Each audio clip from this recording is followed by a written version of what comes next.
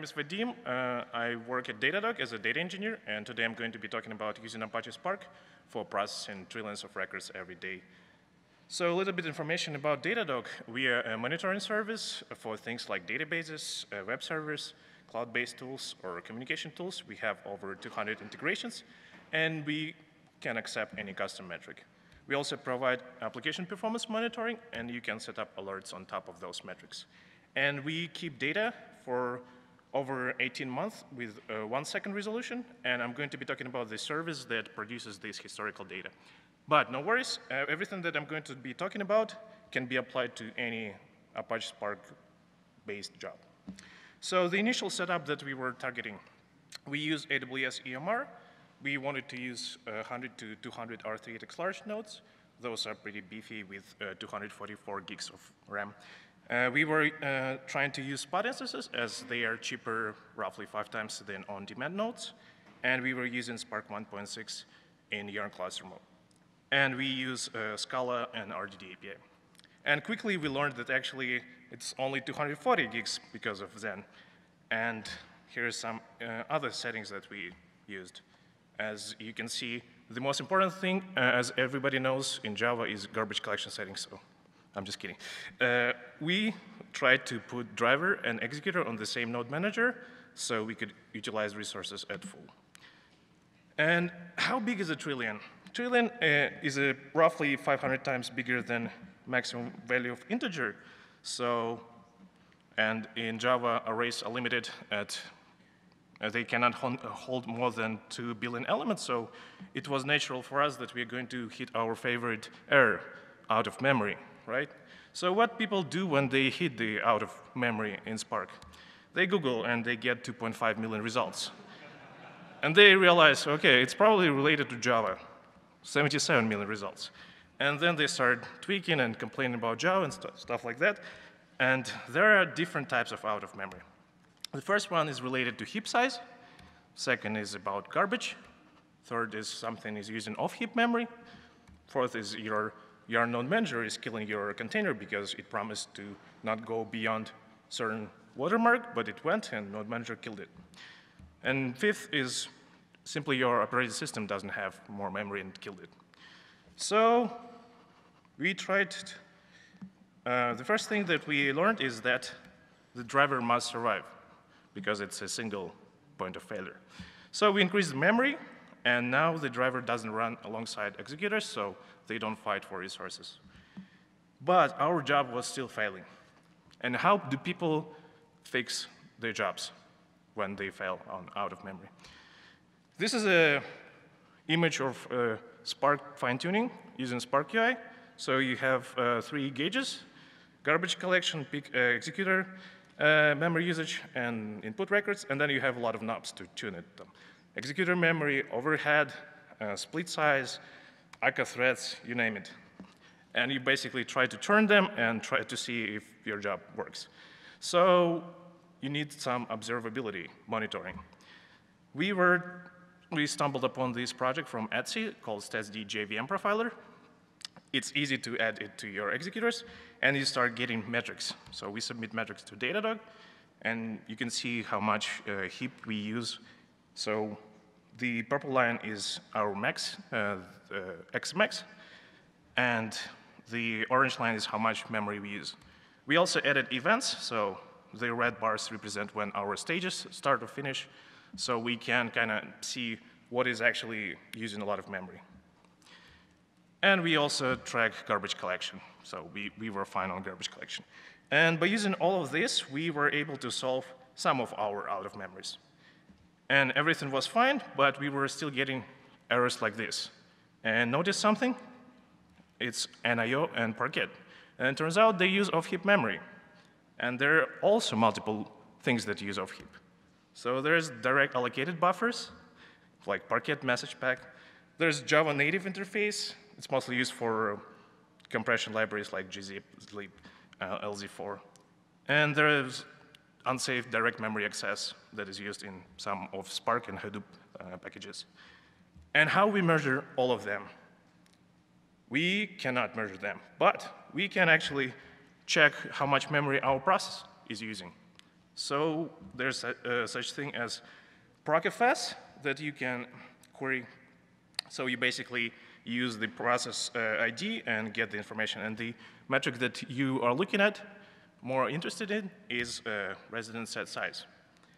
And there's still a problem how we submit this metric, how we get it automatically without going to each node and querying it.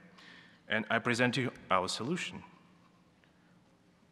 So basically, it's a Java agent, but we get memory. We ask the operating system about how much memory my JVM process is using and then submit it. And we start getting the real process memory usage. So you can see we use 120 gigs, but the heap used is about 70. So 50 gigabytes is spent on some of heap. So by doing that, you can actually see, based on what stage is currently running, you can kind of predict and understand what is actually using your off-heap memory. And we also submit data for each container. So when your container fails on out of memory, you can check what it was doing and what it was memory usage before that. So you can kind of understand what exactly is using memory. And by doing that, we were able to solve all out of memory, almost. But the job was still slow in some parts, and we didn't know where it's slow. So we added, the lessons that we learned. Give more resources than you think you would need because it's easier. Your first goal is to make sure that your job actually works. And that once it works, you can scale it down. Measure memory usage of each executor to see who is using, maybe there are skewed parts, maybe something else. Keep an eye on your garbage collection metrics to make sure that you don't produce a lot of Java objects.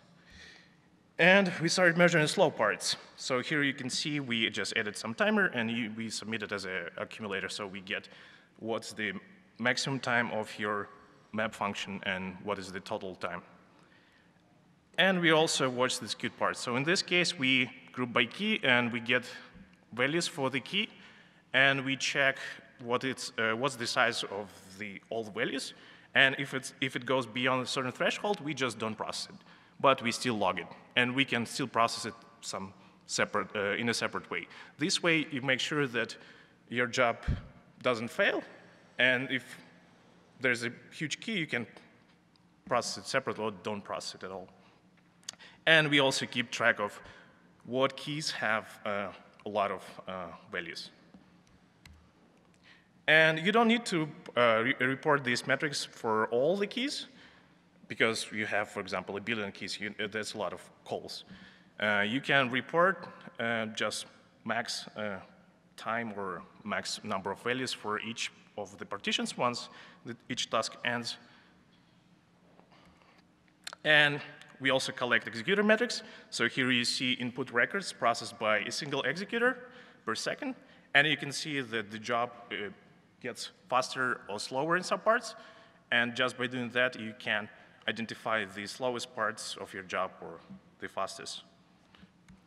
And the lessons we learned. So measure slowest parts of your job, like I said. Measure what parts of your job are skewed and what keys have skews. And keep track of how much CPU is actually spent. Because a lot of people, when they compare how fast their Spark jobs became, they look at the wall clock time, which is not entirely correct. And have some alerting on metrics. So all the metrics that we collect, like skewed parts or slow parts, we also have alerts on top of them. So we get alerts when our job gets slower or some offending key is found, and so on. So you can be proactive before your job fails.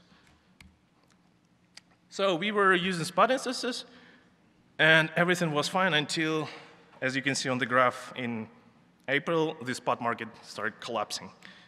And you can see that it was until August. And that means that our cluster was constantly dying, and the job wasn't progressing. So to mitigate this issue, we broke the job into smaller survivable pieces.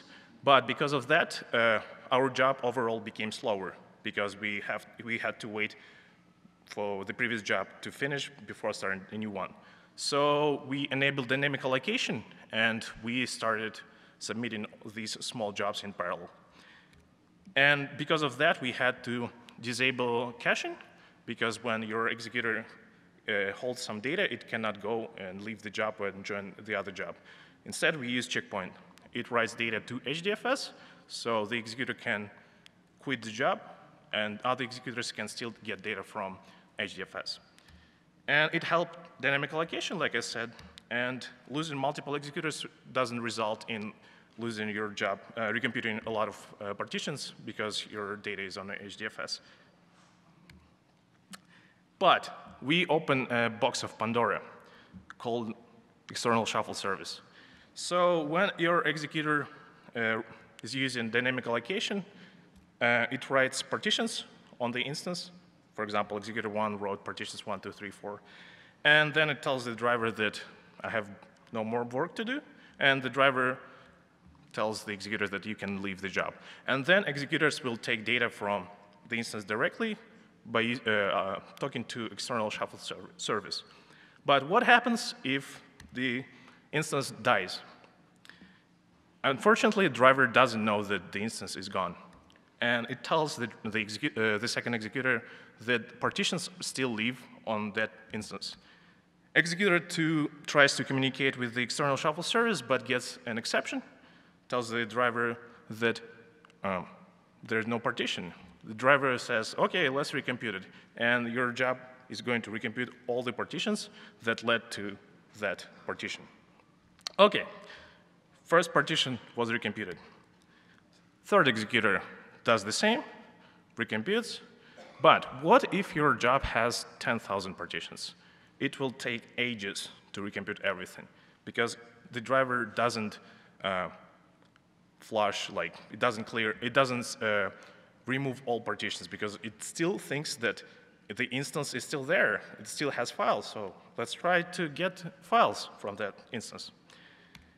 So these are some issues related to ExternalShuffleService problem, and unfortunately, there are a lot more fetch failures that we observe, and this is the umbrella ticket about optimizing the fetch failures. So our solution to this problem was to stop using spot instances. So we started using OnDemand instances. But unfortunately, there is still a possibility to lose one instance. So especially in our case, when you run like 200 instances, it's not a rare event to lose just one. And then, because of ExternalShuffleService, your job just goes forever. So keep an eye on failed tasks, so you would know when your job is actually breaking. As you can see on this graph, as soon as market started misbehaving, we started getting more and more failed tasks. And once the market stabilized, we actually switched to on-demand nodes. The number dropped, but still we get sporadic failed tasks when the job doesn't move.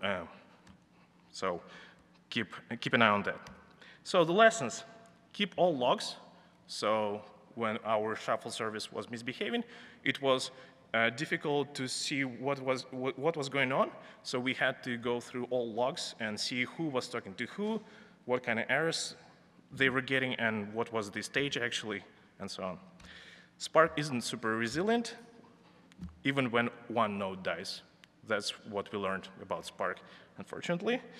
And we just have to monitor the number of failed tasks, stages, number of lost nodes, so be proactive about the fetch failures. Everything was fine. Everything was moving great until it wasn't. So here we join 3 RDDs, and all joins in RDD API are done through call group. So basically, it gets data for the same key and gives you iterators. And in our case, we had to have one-to-one join, but just out of being cautious and being safe, just added some checks that we actually get just one element. And it was more for ourselves if we just somebody changed the code and the test should fail here. But we were running our job, and one day it fired here that the queue received more than one record. And it should never, never happen. And as you can see, we also have toSet, so we only care about if we get multiple different values. And this situation should never happen, but it happened. So what was the problem? Turns out when one executor tries to query, get data from the other executor, it can sometimes get fetch failure, and it will tell the driver that we need to recompute that partition, and the partition gets recomputed, but the instance that produced fetch failure actually still running. It comes back, sends the partition, and now you get two values for the same key. And in our case, it was because we were sorting our tuple just by the first field. So as you can see, we have 110, 11. But if results come differently upon recomputing, you get different output. And the solution was simple, just to sort everything by all fields. The lessons that we learned: trust by put extra checks and log everything. We were trusting Spark that it would not, it would recompute everything. It would just drop the partitions that were recomputing, right? Oops. Add extra, so make sure that even when your framework promises you that everything will be all right, just to make sure that upon recomputing, you still produce the same result, even when you're sure that everything will be fine. And file the job as soon as possible when some unexpected behavior is observed, but maybe you still can overcome this unexpected behavior. So in our case, even when we got multiple values, we only cared if we get multiple different results. So our job would run even if so our job still runs even when we get multiple same results upon recomputing, because we made sure that upon recomputing of partitions, we produce always the same result. And have retries on the pipeline schedule level, because this job is not going to survive, but upon a retry, it can actually survive because there will be no lost or like late arriving partitions. So we left our job running for a month and to do tests, start pushing more and more data, and we got all these 5 issues, and the last one we actually repair ourselves.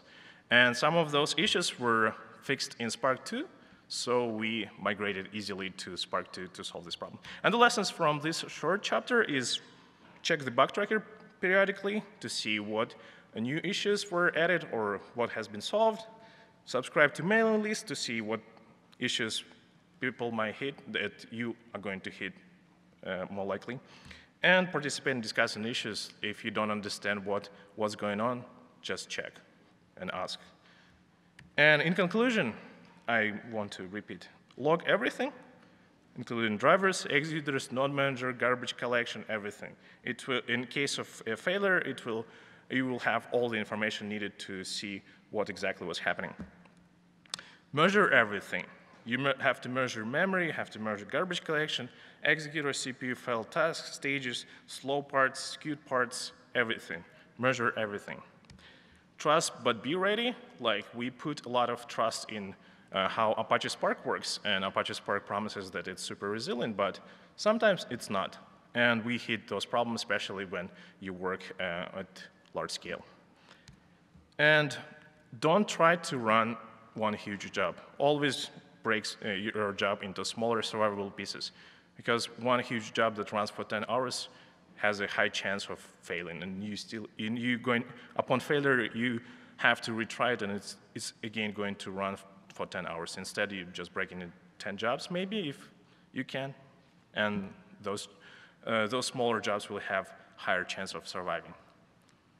And this is pretty much all I have. If you want to work with us on Spark, Kafka, or Elasticsearch, or something else, come to our booth or check our website.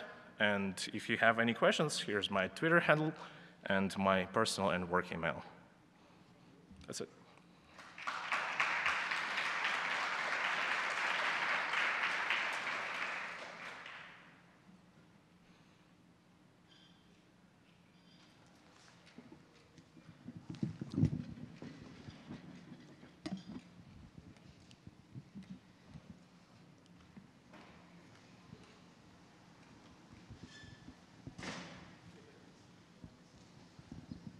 Hi. So you mentioned Spark redundancy being kind of a constant, right?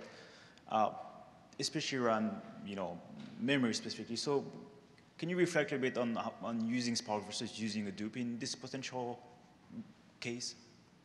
Using Hadoop? For example, yeah. Yeah, it is possible, but Hadoop, after each stage finishes, you write to HDFS, right?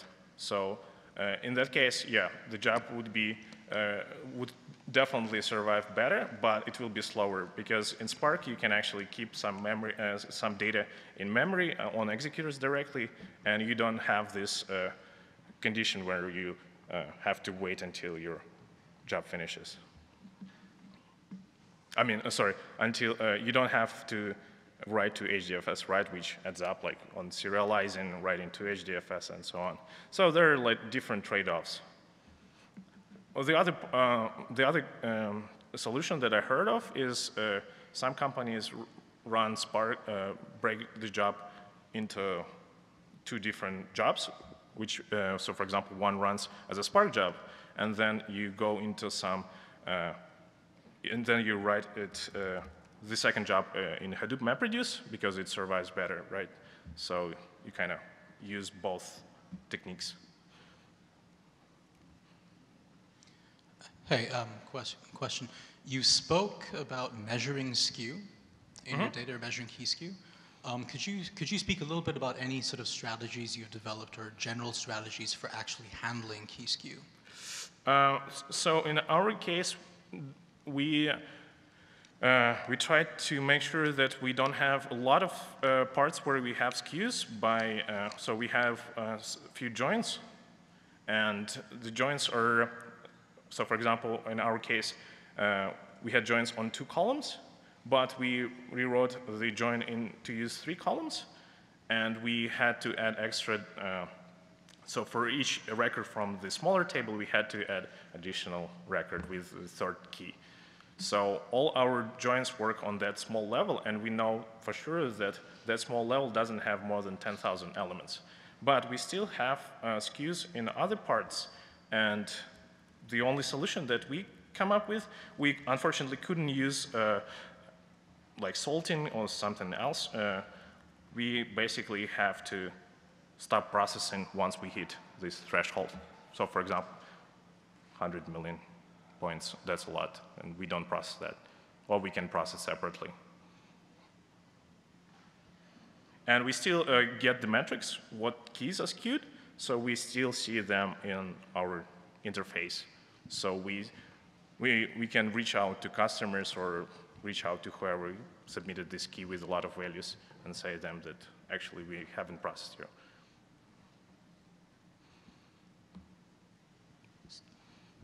In a cluster in such large size, do you currently use EMR, and do you currently experience any kind of S3 eventual consistency committer issue? Okay, I see what you're saying. We still use AWS EMR because it not only provides just cluster, it also logs a lot of data. So for example, it logs all the processes that were running every 15 minutes, all the disk space usage and so on. So it saves all the logs from Yarn to S3, so you can later analyze them and figure out what was going on in case of a failure. And recently, they also added a feature for they automatically feed Spark UI logs, so you can actually see in AWS EMR interface how it was doing. So yes, that's the reason why we use EMR. And S3 consistency issues we don't have because in our case, we don't actually use Hadoop output writers. We wrote our own writers because we had to write files twice in different files, but we didn't want to split the job into 2 jobs. So we actually have map function that writes data to S3, and we know for sure that there's like just limited amount of data. We don't go beyond 15 megabytes. So, and after we wrote, we checked that we actually wrote the key, so we don't have any eventual consistency problems.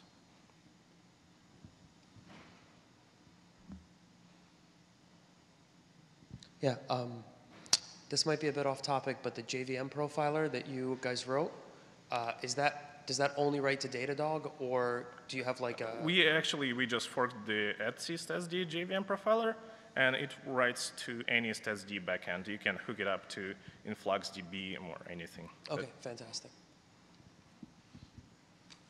But the features that might be specific to Datadog is the container IDs and stuff like that, because I'm not sure if StatsD supports tags, for example.